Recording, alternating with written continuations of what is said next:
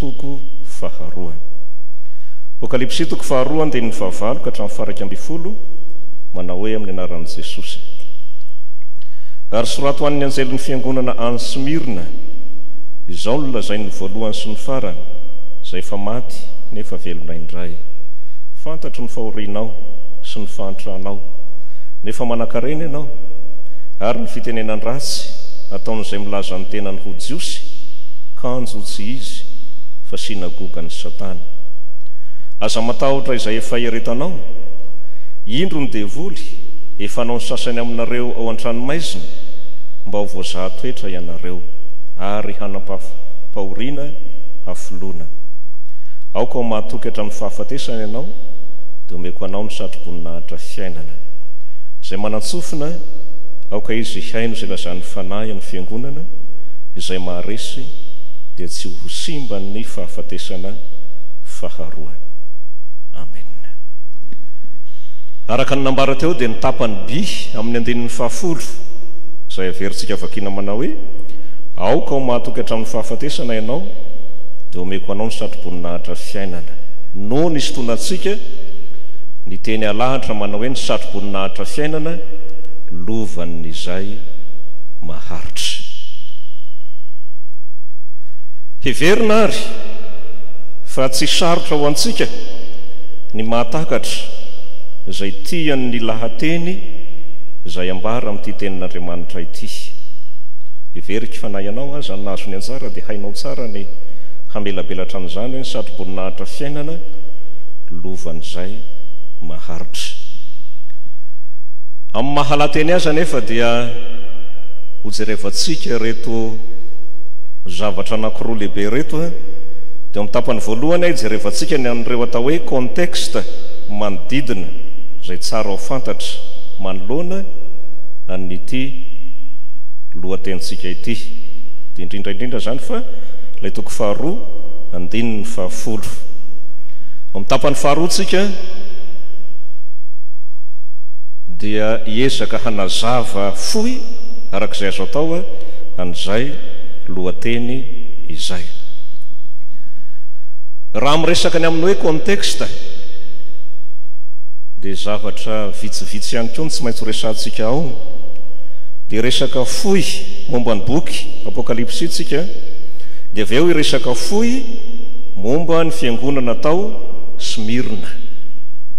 Reo zany tsy azontsika ialana reo aloha raha hanazava an'ity lohateny ity isika. Izany boky Apokalipsy izany dia tsy boky vaovao amintsika fa efa haitsika.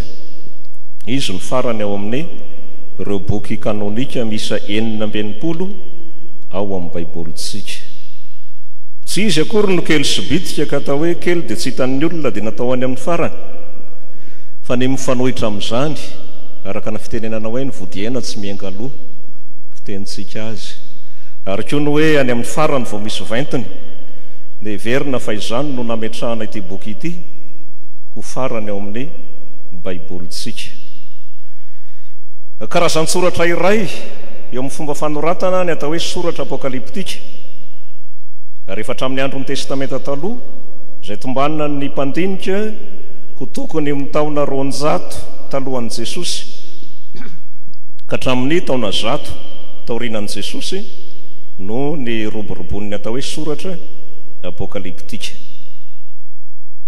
Voalohany tamin'ireny ny bokin'i Daniel izay hitantsika amin'ny testamenta taloha, sady io boky io koa no tonga modelin'ny soratra apokaliptika rehetra. Tsara ho fantatsika ny manodidina an'izany. Ny voambolana hoe apokalipsy na hoe apokaliptika dia azo nalaina avy amin'ity soratry Jaona apôstôly ity, izay mariana avy hatrany zany fa i Jaona no heverina fa nanoratra an'io apokalipsy io. Ny andikana tsotra ny teny hoe apokalipsy dia hoe fanalana sarona, fanalana sarona na hoe fanehoana izay miafina. Zay zany tena andikana mazava ny hoe apokalipsy.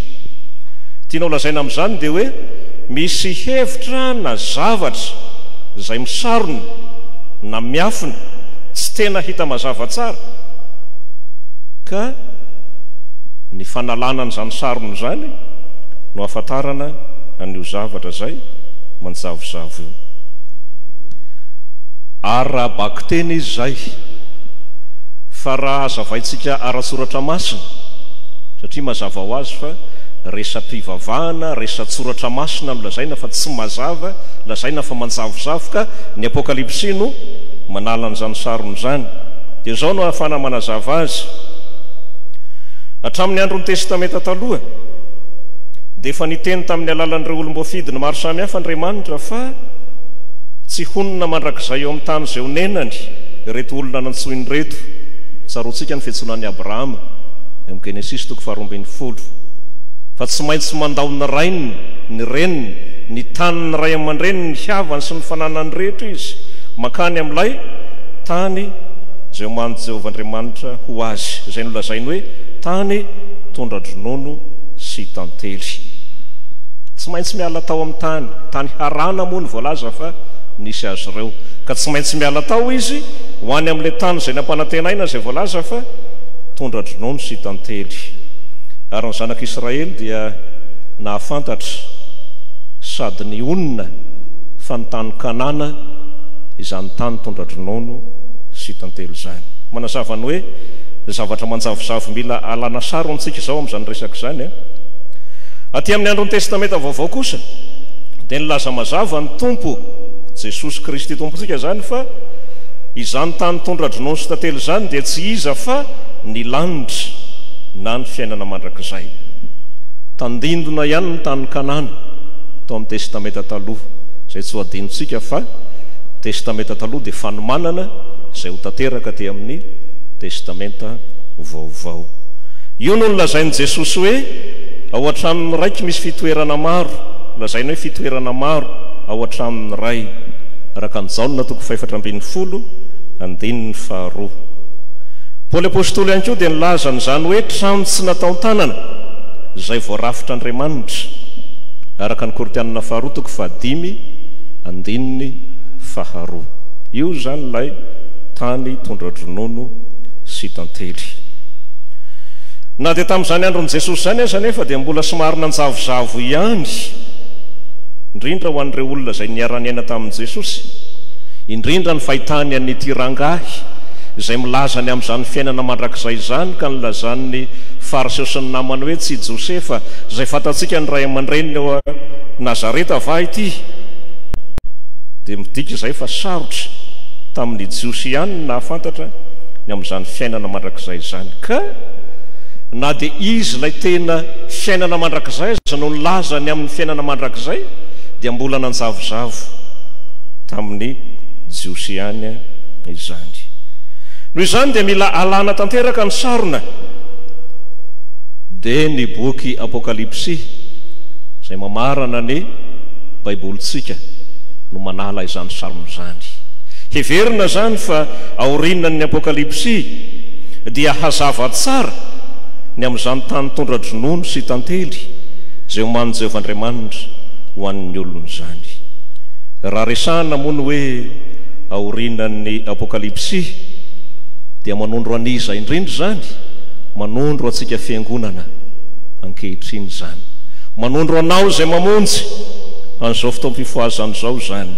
Heverina ary fa ny olona izay mamonjy ny fotoam-pifoazana eto dia tsy manjavozavo amin'ny intsony ny amin'izany fiainana mandrakizay zany, fa ny rain'Andriamanitra hijaon'ny apôstôly ho mpanala ny zava-miafina rehetra ny amin'ny fanjakan'ny lanitra mba haseho miariary amin'ny olona izay efa natsangan'Andriamanitra ho zanany teo amin'ny batisa. Izay no heverina fa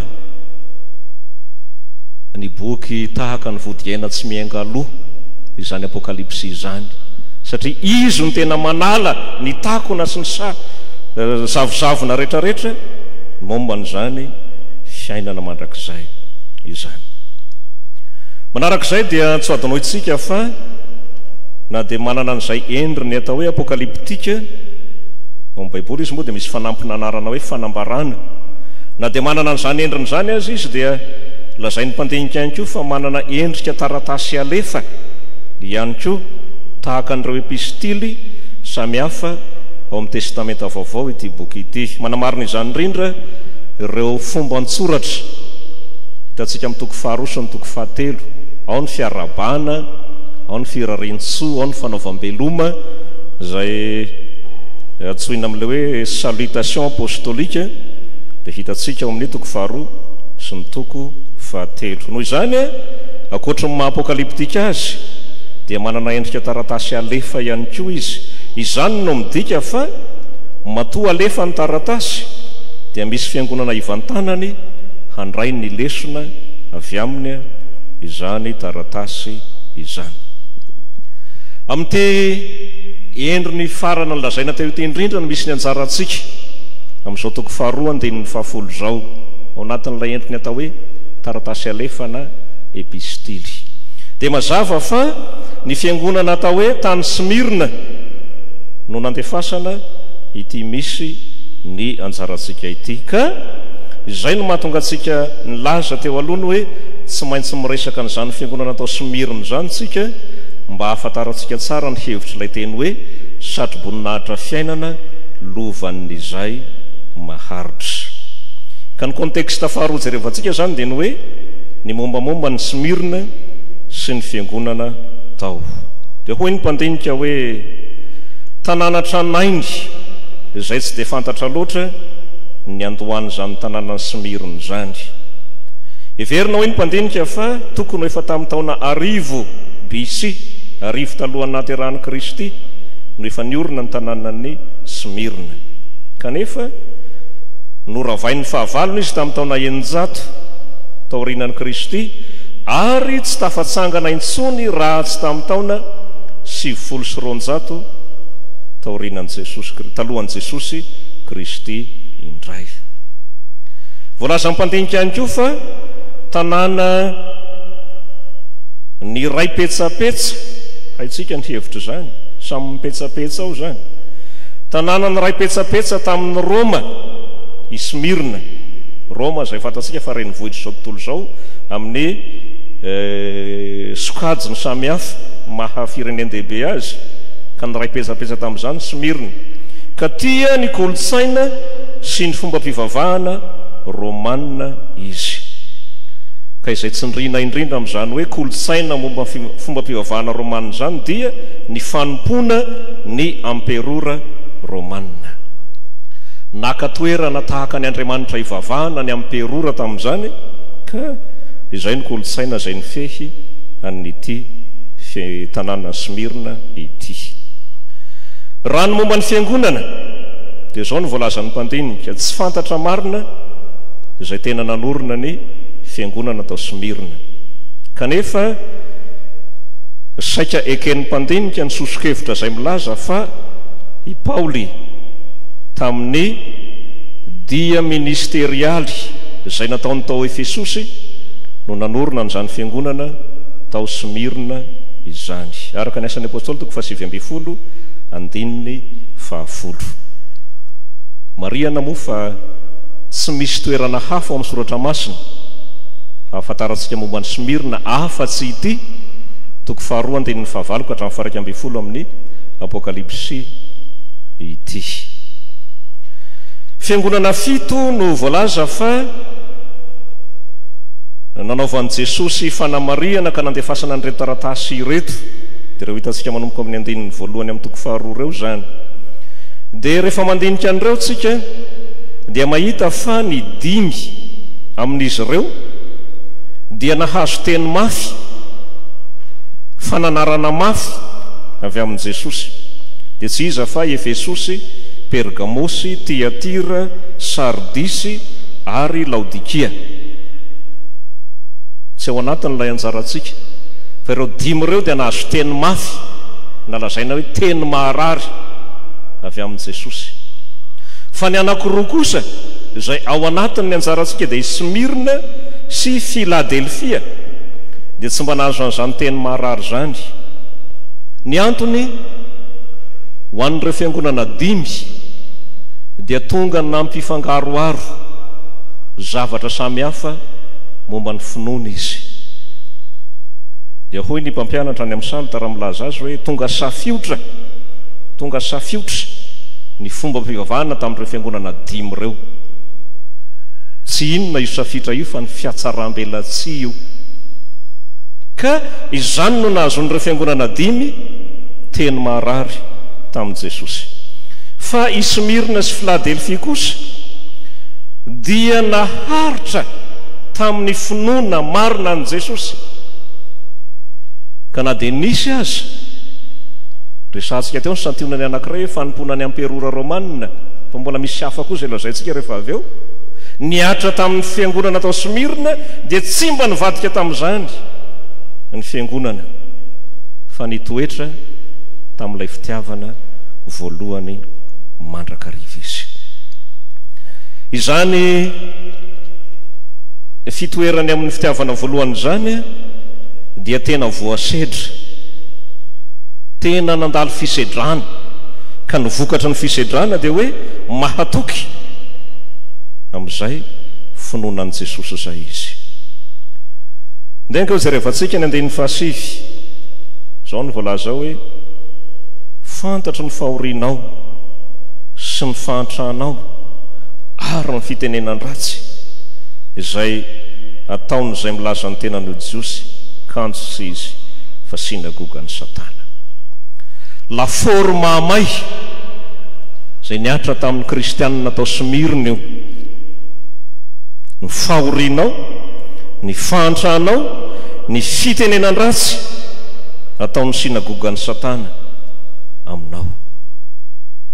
Io moa dia mariana trano fa indrindra amin'ny soratra apokaliptika dia manandanja ny manana lanja ambony ny isa. Ka raha tany sain'i Jesosy amin'ny isa telo ireto zavatra miatra amin'ny Smirna ireto dia manambara ny fahafenony, manambara ny tena mahalalina azy zany: fahoriana, fahantrana, fitenenan ratsy. Dia zao no hanazavana an'izany, izany hoe laforona vy mahamay izay niatra tamin'ny fiangonana tao Smirna ho fisedrana azy ireto zavatra telo reto. Izao no hanazavantsika azy. Ny jentilisa ponina tao Smirna, jentilisa efa tsy ny fiangonana, dia nafanafo tamin'ny fanomponany amperora nandritra ny taona maro. Ary azo lazaina aza fa izy ireo ny tena sangany, izany hoe ny ponina tao Smirna ny tena sangany amin'izany fanomponany amperora izany. Ny kristianina kosa nefa, izany hoe ny fiangonana, dia nanda ny fanaovana fanatitra ho an'ny amperora sy ny fiankohofana aminy. Satria tena izay mihitsy ilay litorjia sy fanajana ny amperora romanina anaovana fanatitra ary iankohofana. Nanda izany fa nijoro vavolombelon'ny Kristy marina ny fiangonana tao Smirna. Nahatezitra ny gouvernemanta zany, gouvernemanta romanina, ka natonga ny herisetra, natonga ny famonoana ho an'ny kristianina tao Smirna. Toaka izany ihany koa, ankoatra ny fanomponany amperora romanina, dia teo ihany koa ireo karazan-tsampy samihafa izay nisy tao amin'ny tontolon'ny fanjakana romanina tamin'izany fotoana izany. Ny kristianina mazava ho azy dia tsy nanaiky hanaraka an'izany, kanefa ny olana dia izao: ny rafi-piarahamonina andavanandro dia mifamatotra amin'ny fanomponan'ireo andriamanitra sampy ireo. Asa raha sika ny tena olazaina, ohatra fotsiny hoe na ny fomba fifampiarahabana azy amin'ny fiainana andavanandro dia mifamatotra amin'ny endrim-panompona an'ireto fanompo-tsampy ireto. Tsy nanao man'izany ny fiangonan'ny Smirna fa naharitra hatramin'ny farany izy, nahasedra ny fisedrana izay niatra taminy izy. Izay no hanazavana faharoa. Fa ny fahatelo dia ny hoe amin'ireo samy kristianina indray dia misy izay atao hoe sinagogan'ny Satana. Mazava izany, ireo mba milaza ny tenany ho kristianina kanefa mpisandoka. Io no lazaina fa sinagogan'ny Satana, ka milaza hoe manao fitenenan ratsy ho an'ireto fiangonana jiosy ireto, manambara fankalana any Kristy ny ataony reto izay lazaina hoe sinagogan'ny Satana ireto. Vokatra izany dia nahantra, tena nahantra arabaky teny ny fiangonana tao Smirna.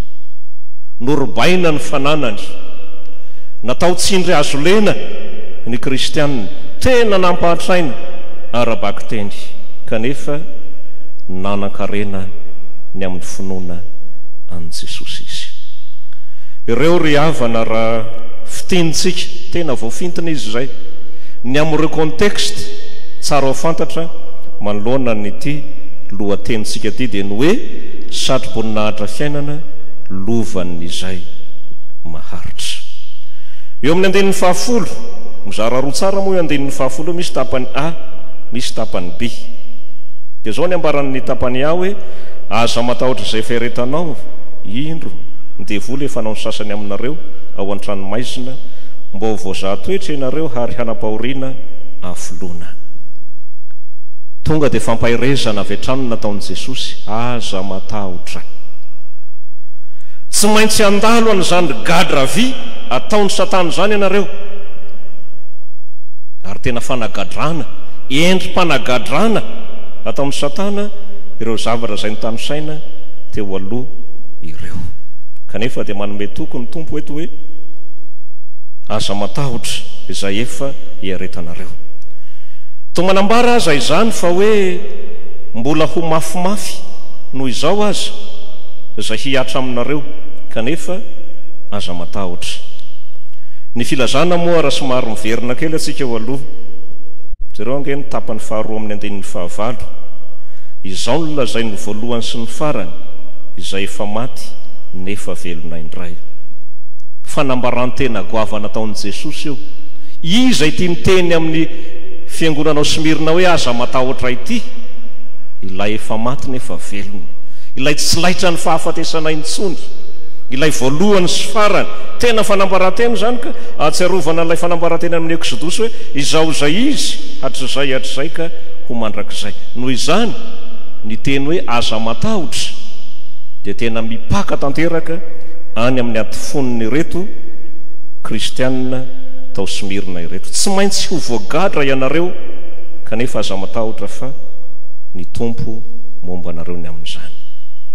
Eo indrindra ary no atokavana amin'ny tapany fizarana lehibe faharoa farany dia izay misy indrindra ny lohatenitsika dia ny hoe satroboninahitra fiainana lovan'izay maharitra. Dia verika fa efa mazava tsara amintsika ny tiana ambara amin'izany. Ireo izay maharitra manoloana ny gadra izay ataon'ny Satana ka tsy miozongozona amin'izany, dia misy ny lova izay ampanantenaina azy dia ny atao hoe satroboninahitra fiainana. Ampiasain'i Jesosy izany voambolana hoe satroboninahitra izany. Dia andeha antsika mba hiteny grika kely fa tsy dia sarotra loatra no miteny azy. Ny hoe satroboninahitra dia fantikanana ny teny grika hoe Stefanos.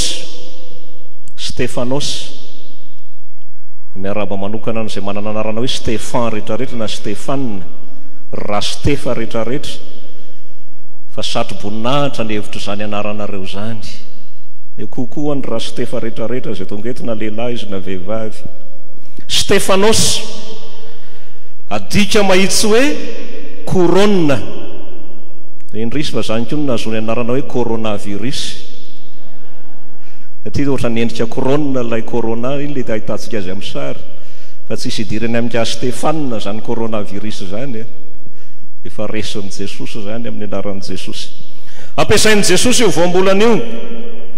Ny Stefanos dia satroka namboarina manokana ho an'ny mpanjaka hatramin'ny andron'ny testamenta taloha, ka nasalotra azy tamin'ny fotoana nanosorana azy ho mpanjaka.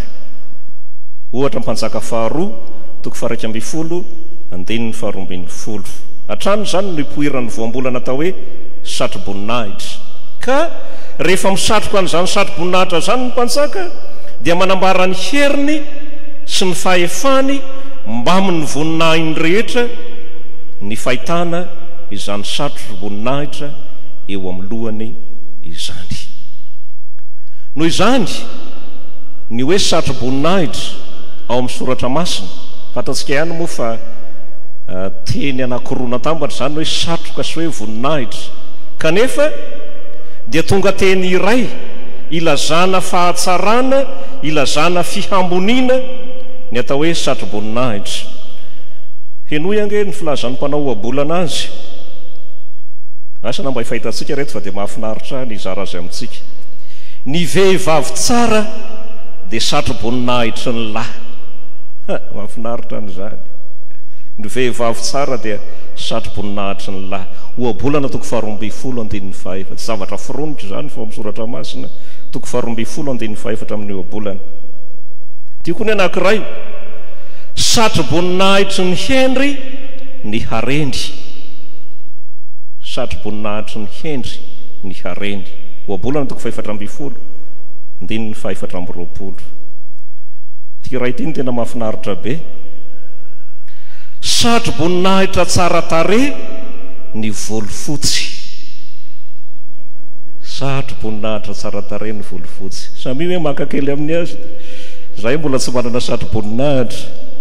Ohabolana toko 12:30 no ahitantsika an'izany. Aleo tsy alokona tsony ny volo. Aza alokona tsony fa satro-boninahitra tsara tarehy. Zay no ilazan'ny ohabolana azy zay. Iverenana kely tamin'ny teo alohany hoe ilazana fiamboniana, ilazana fahatsarana, ilazana fiavahana amin'ny hafa, izany satro-boninahitra zany. Paoly apôstôly dia milaza azy hoe ilazana mari-pandresena anady ihany koa ny mari-pandresena, zany hoe mpandresy fa tsy hoe faharesena. Tesalonianina 1:2-7.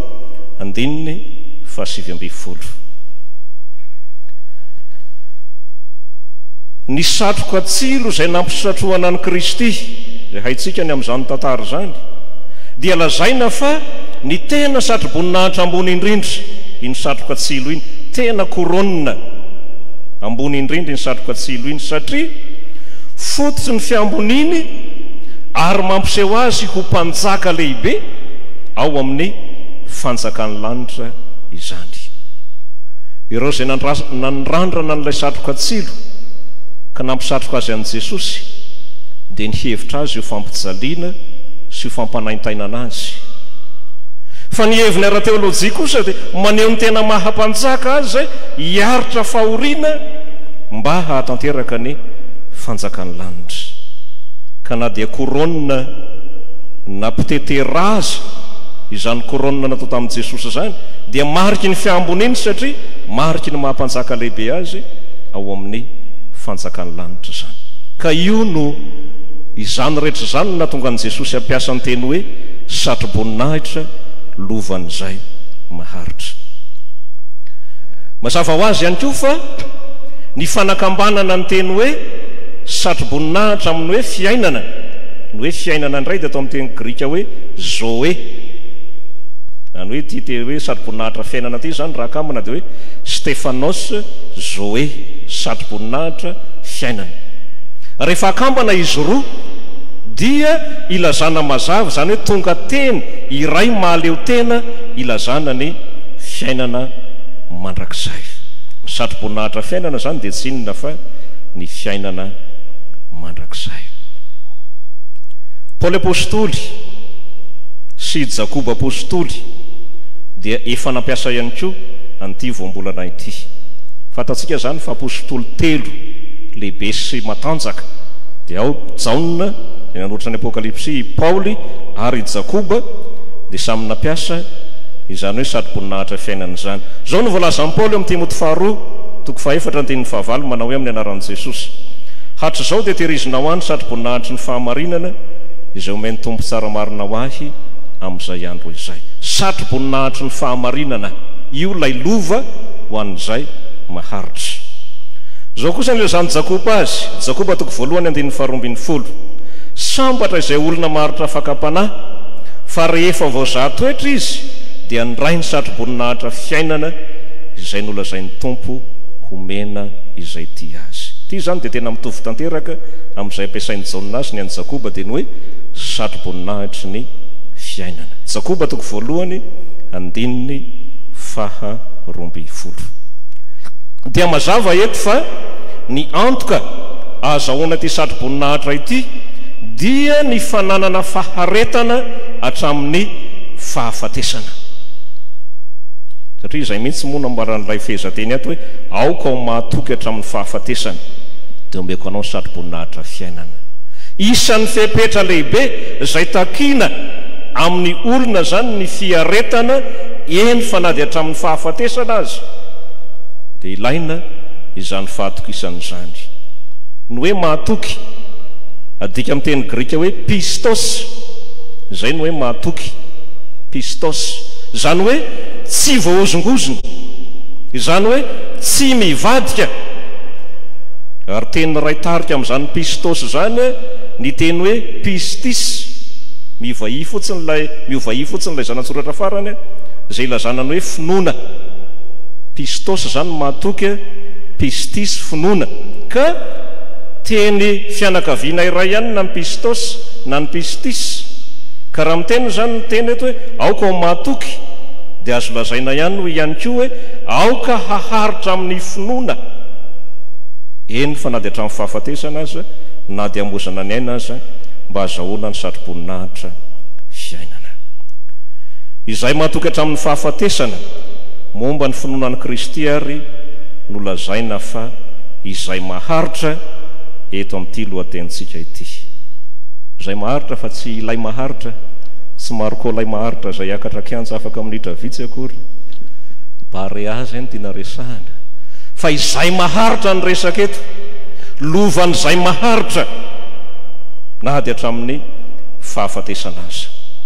Ny zavatra manaraka an'ito dia izao: Petera apôstoly dia nanao fanampilazana fa io satroboninahitra io dia satroboninahitra tsy mety simba fa maharitra mandrakizay. Petera voalohany 5:4. Izany hoe ny satroboninahitry ny mpanjaka tetỳ an-tany dia satroboninahitra akosoka ihany satria misy faharavany, misy fahampiteny zany. Fa ity satroboninahitra fiainana ity, hoy Petera, dia satroboninahitra tsy mety simba. Tsy mba tahaka ny voninkazo izay manana ny voniny any an-tsaha ihany ka notapahina ary dia natao tao anaty vazy. Asana misy moa zay ato, misy izy ireo.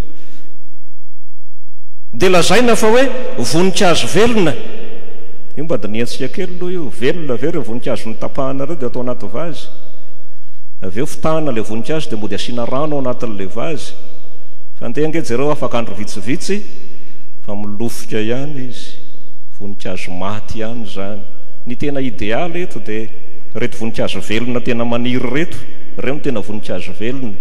Everika mety tsy dia ho sarotra koa no manao ohatran'ireo amin'ny alitara eo dia mbo tena voninkazo velona koa no ampiasantsika eo. Fa izany ilay hoe voninahitra izay mety simba, mety lo, tsy maharitra. Fa ity satroboninahitra ity kosa dia satroboninahitra maharitra mandrakizay. Satroboninahitra tsy ho tratry ny fahalovana intsony.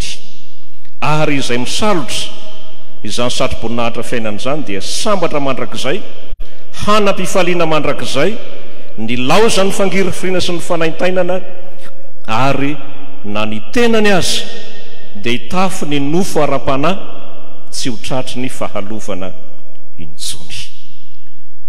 Ny fiangonana tao Smirna dia naharitra tamin'izany.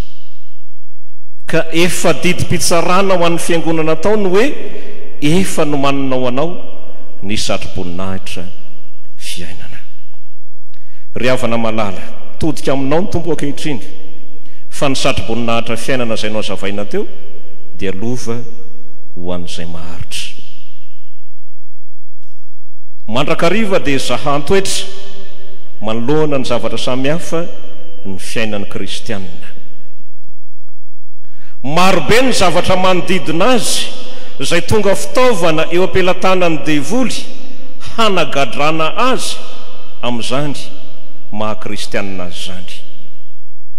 tanjona ankendren'ny satana dia ny hanozongozona n'ilay finoana an' Jesosy Kristy. Reto misy santionany amin'izany gadra vy mahamay izay ataon'ny satana amin'ny zanak'Andriamanitra izany. Ao ny fitiavam-boninahitra mihoatra noho izay omen'Andriamanitra azy. Fitiavam-boninahitra gadra vy ataon'ny satana amin'ny kristianina izany. Ny fitiavam-bola izay fototsy ny ratsy rehetra, gadra mahamay izany. Ny fitondrantena maloto izay tena andoton'ny satana ny zanaky ny fiangonana. Eny fa na dia hatramin'ny mpanompon'Andriamanitra azy, gadrain'ny satana ao amin'izany fitondrantena maloto izany. Ny fanimbana ny tena izay tempolin'Andriamanitra amin'ny alalan'ny zava-pihinana, ny zava-pisotro, ny zava-pifoka izay tena mitera-doza tokoa, dia rojo vy mafy izay amatoran'ny satana ny zanak'Andriamanitra izany. Ny fiveloman'ny ratsy maro samihafa toy ny halatra, ny fisolokiana, ny loka, ny fanandrona sy ny sisa, gadra vy mahamay amatoran'ny satana ny zanak'Andriamanitra izany. Ny fisaratsara-tsaina, ny fitsitokotokoana, eny fa na dia izay lazaina fa zanaky ny fifoazana azy, saratsarany saina tsy mitovy, gadra vy izay amatoran'ny satana ny zanaky ny fifoazana izany. Ireo izay lazaina fa kolotsaina kanefa tena hita miariary fa fanompoantsampy, gadra vy izay ataon'ny satana izany, sy ny maro hafa izay tsy ho aro voatonina eto. Gadra vy ataon'ny satana kanefa ihany koa avelan'Andriamanitra iseho mba ho fisedrana ny finoana marina. Ka manoloana n'izany tenin'Andriamanitra izany dia andeha samy handiny tena isika, fa samy efa niatra tamintsika farafahavitsiny ny iray amin'ireo zavatra notany sainareo, mba tsy ilazana hoe izy rehetra. Samy efa ny fatoran'ny satana tamin'izany gadra vy izany ny zanak'Andriamanitra rehetra. Mba dineo ny tenanao ary, ny inona tamin'ireo no efa nanagadrany satana anao, ny firy amin'ireo, sa izy rehetra miampy an'izay mbola tsy voatonina teo ihany koa? Ny tsirairay no mamaly an'izany. Ny fiangonana tao Smirna dia naharitra tamin'izany fisedrany izany, tsy niozongozona, tsy nivadika tamin'izany izy, fa nijoro vavolombelon'i Kristy marina hatramin'ny fahafatesana, ka dia maro no maty martiora fa nahazo ilay satro-boninahitra fiainana kosa. Ianao kosa ary zanaky ny fifoazana, manahoana ny mombanao? Dia andeha ny tena isika. Rehefa nandalo taminao ny gadra vy nataon'ny satana, araka izay nitany sana teo, nanaraka ny feon'ny satana sa nijoro vavolombelon'i Kristy. Ary raha mbola asehon'Andriamanitra aminao izay mafimafy kokoa noho izay efa niatra taminao, aharitra hijoro vavolombelon'i Kristy ve? Eny, fa na dia hamoizana hatramin'ny aina azy.